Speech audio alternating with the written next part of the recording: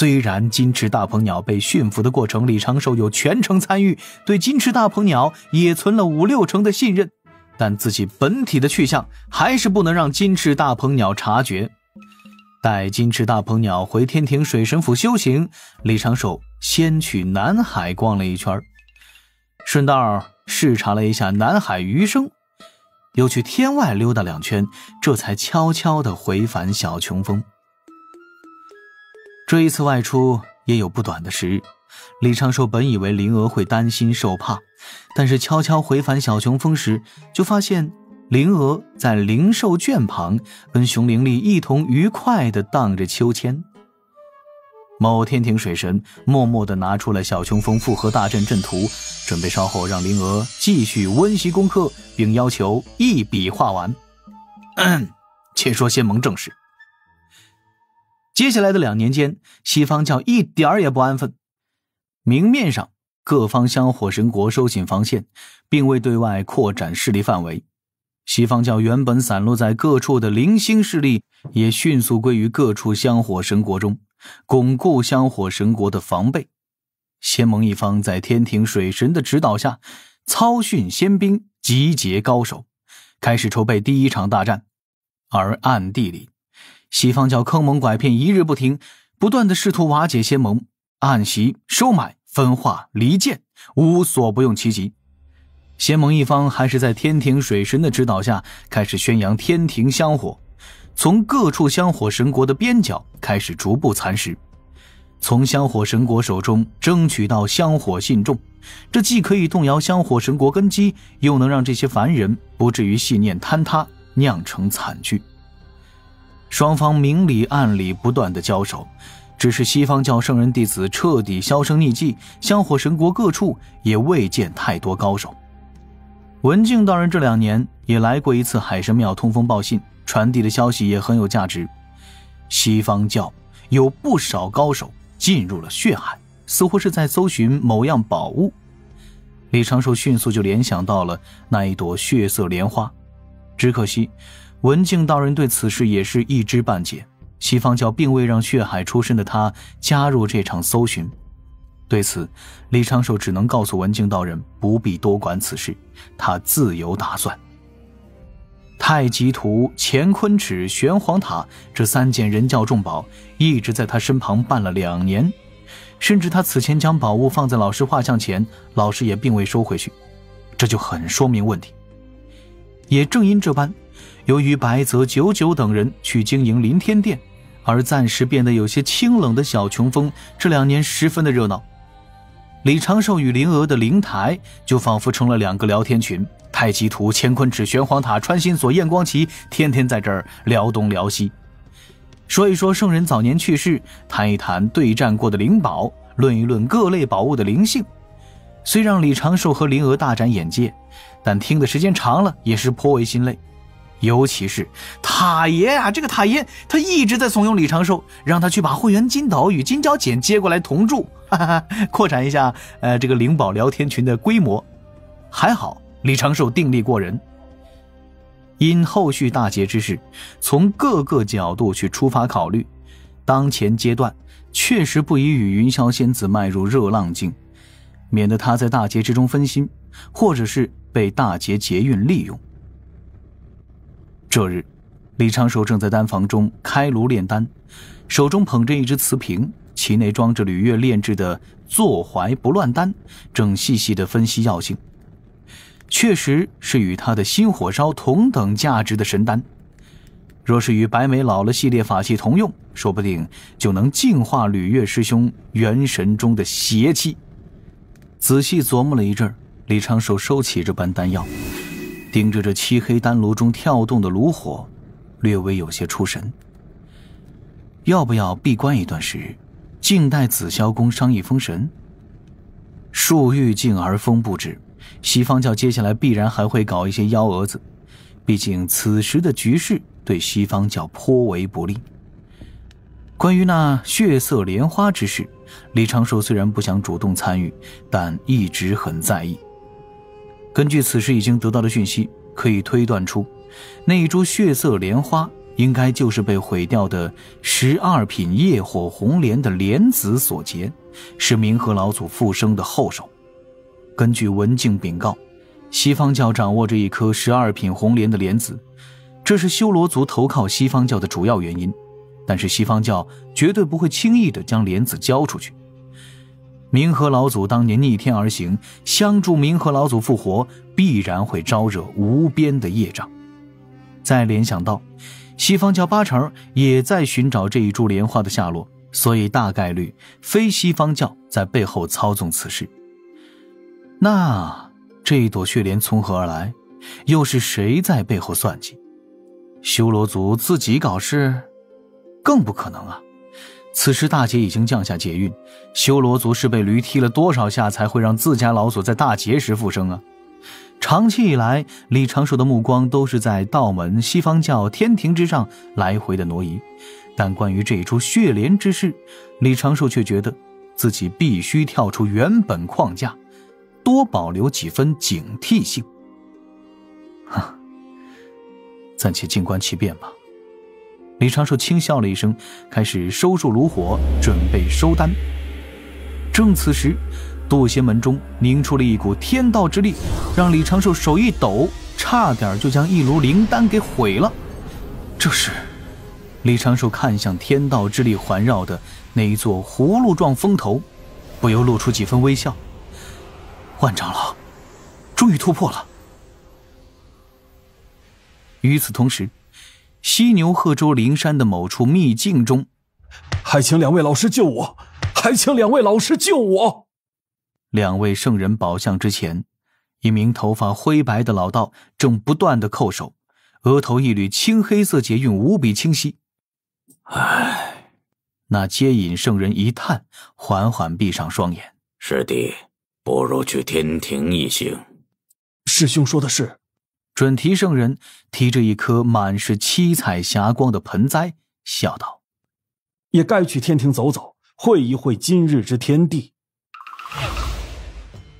渡仙门内丹顶峰，此时除去外出搞暗黑组织的忘情上人，门内金仙都已经到了丹顶峰上空，其实也就空虚无忧掌门与麒麟长老2位，稍后负责护送万灵云长老去山门外渡劫。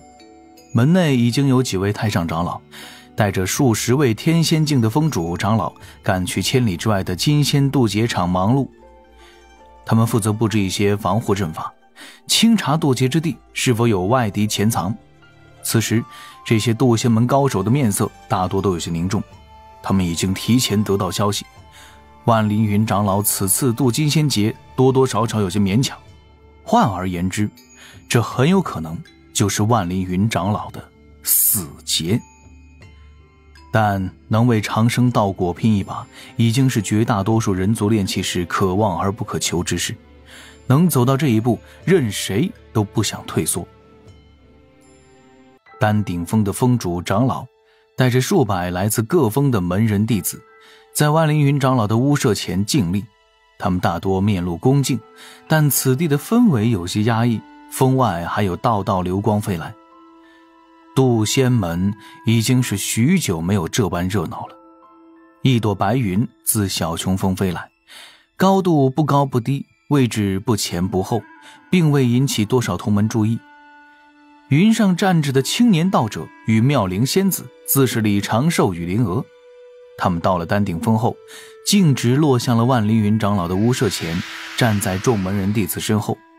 然而李长寿立足未稳，就听安静了许久的屋舍中传出了一声：长寿来了。李长寿连忙向前2步，对着屋门做了一个道揖：弟子来恭贺长老，今日摘得长生果。吱呀一声，木门被人从内打开，一缕阳光洒落，面容清瘦多褶皱的老者缓步而出，他扯出了一缕冷笑。门前数百人影大多低头不敢直视。长寿，随我来，我们去后山走走。万灵云长老招招手，随后拄着自己的铜皮拐杖朝侧旁而去。是。李长寿答应一声，传声叮嘱灵娥就在此地等候。淡定地绕开众同门，从后面追了上去。众门人弟子顿时投来羡慕的目光，任谁都知晓，万长老在渡金仙节之前选择将李长寿单独带去后山，这是要传衣钵之意啊。渡仙门好歹也是人教道成，门内虽然大兴道侣之风，但炼气士奉行清静无为，修道也修德行，故此时大多人只是羡慕，并未有人不满或是如何，这都是小琼峰李长寿的机缘呐。然而万长老这次稳了呀。空中空虚掌门季无忧对侧旁的麒麟长老传声道了句，麒麟长老虽然有些疑惑不解，但也并未多问。少顷，铺满阳光的林间小路上，两道身影缓步走着，些许说笑声传遍各处。万凌云老爷子又露出了那能令婴孩止啼的温和笑意，温声说着一些炼丹的心得，李长寿则认真地听着。稳妥起见，他拿着留影球，将万长老的话语都记了下来。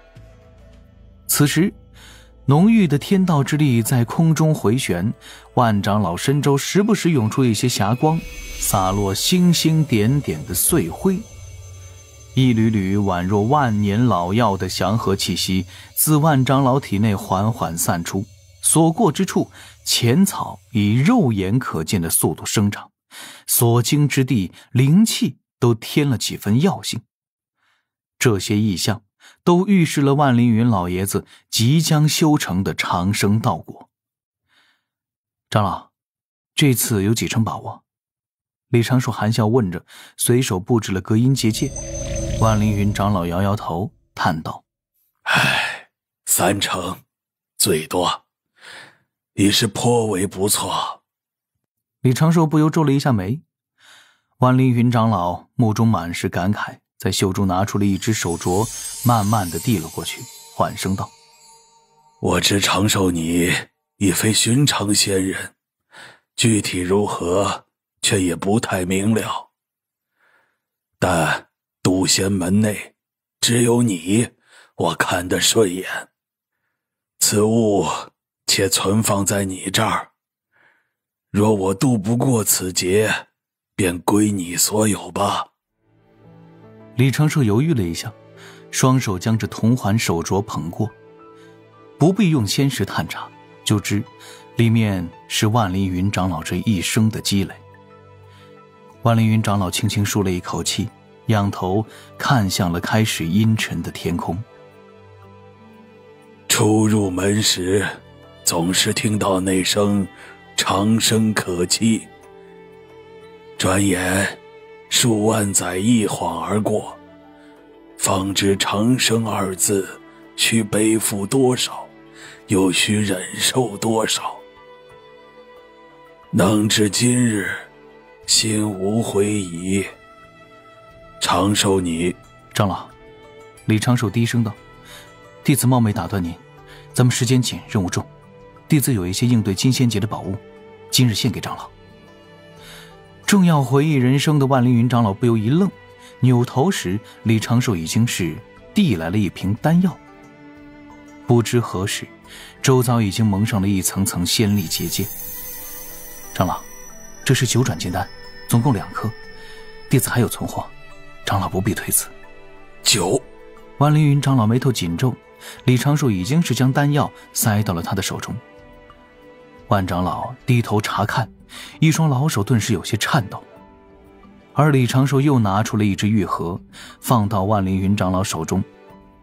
长老，此物非丹药，但根据我仔细琢磨，服用此物后能在数个时辰内保持仙力充盈，且能补充道基缺损之处。刚好您的道与丹道有关，您此时先用了，稍后可以顶各类丹药，也算多点准备。言说中，李长寿已经是将玉盒打开，其内那一只如白玉雕刻而成的小盆有形的仙果，让万凌云长老着实一愣。先天灵果，人参果，这使不得。长老，你莫要耽误时辰了。家师遇难之后，弟子不想再见任何长辈出世，您的金仙劫应该不是仙路终点，您先吃了，要谢弟子，待金仙劫后再谢，天道可不等人。万凌云长老也并非婆婆妈妈之人，虽然此时目中惊疑不定，但犹豫再三，还是一口将那人参果吞下。李长寿在袖中又拿出了几只宝囊，一只宝囊装有10多瓶灵丹，一只宝囊装有守护元神的几样特殊法器。李长寿快速讲述了丹药与法器的用途，万凌云长老皱眉，言说都已经记下了，但这些也不过是外部层面的鼓励。李长寿心底略微思索，又开始了精神层面的引动，多给长老一点盼头，说不定能够发挥奇效。长老，您可知晓截教有一位毒仙大能，道号吕月？万凌云长老立刻点头。这位可是毒丹大能。看，李长寿将2枚玉符捧过。吕月师兄所铸毒星，先放在长老您这儿，等您渡完金仙劫，咱们一同琢磨。万凌云长老精神一震，激动的心颤抖的手一把抓过李长寿的手腕，喊道：长寿，你认识吕月前辈？一起进过天涯阁，一起杀过千百敌，自是认识。长老，您先别问了，等渡过金仙劫，弟子就带着您去与吕月师兄相见。此事万请保密，渡仙门是弟子保身之地。善。万凌云长老连连点头，目中感慨不已，就是看李长寿时疑惑更甚。长寿，你如今……李长寿露出几分笑意，一双手向前递，轻轻触碰到万凌云长老的手背，显露了自己倒数第2层伪装的修为境界。